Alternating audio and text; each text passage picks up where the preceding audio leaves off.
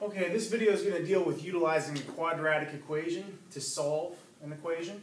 You may find when you plug into some equations in physics, you get a scenario like this, where you have something times t and something times t squared. You can't combine them because they're not like terms. When you end up in a situation where you've got t squared and you've got t, you need to use the quadratic equation to solve it. You should have this memorized from your math class. Alright? The thing about the quadratic equation is in order to figure out what a, b, and c are, we need to take our equation and rearrange it in a very specific form. We need to make our equation such that it is 0 equals something times t squared, something times t, and then a constant at the end. Alright, and this is just basic algebra, moving stuff around. I want to get the 5 over to this side, so I subtract the 5 from each side.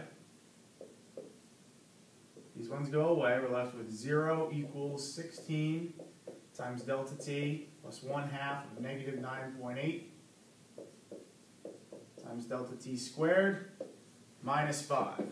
Okay, so now we got a minus 5 on the end. Half of negative 9.8 is 4.9. Sorry, minus.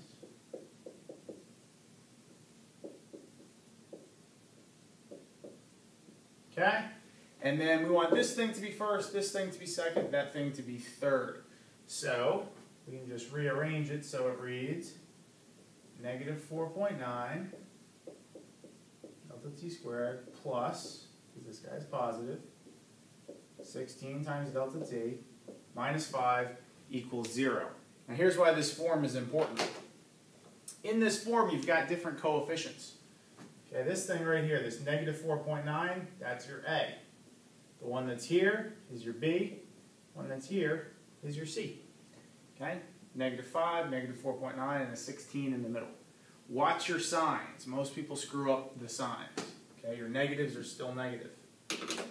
Alright, so everywhere we see an A, we plug in a negative 4.9. Everywhere we see a B, we put a 16. Everywhere we see a C, we put a negative 5.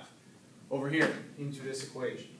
So, negative 16 plus or minus, sounds like a train, I bet, the square root of 16 squared minus 4 times negative 4.9 times negative 5. All over top of 2 times negative 4.9. Okay?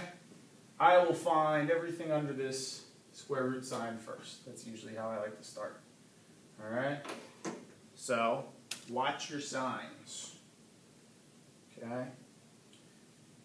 If I do negative 5 times negative 4.9 times negative 4, I get negative 98. So this is going to be 16 squared minus 98. 16 squared is 256. 256 minus 98 is 158. The square root of 158 is 12.57. So here's what we've got. Negative 16 plus or minus 12.57 all over top of 2 times negative 4.9 is going to give you negative 9.8. Okay, so there's two possible solutions to this. You'll always get two with the quadratic equation. It could be negative 16 minus 12.57 divided by negative 9.8, which gives me 2.91. Or, first one I did was a minus, now I'll do the plus. Negative 16 plus 12.57 divided by negative 9.8,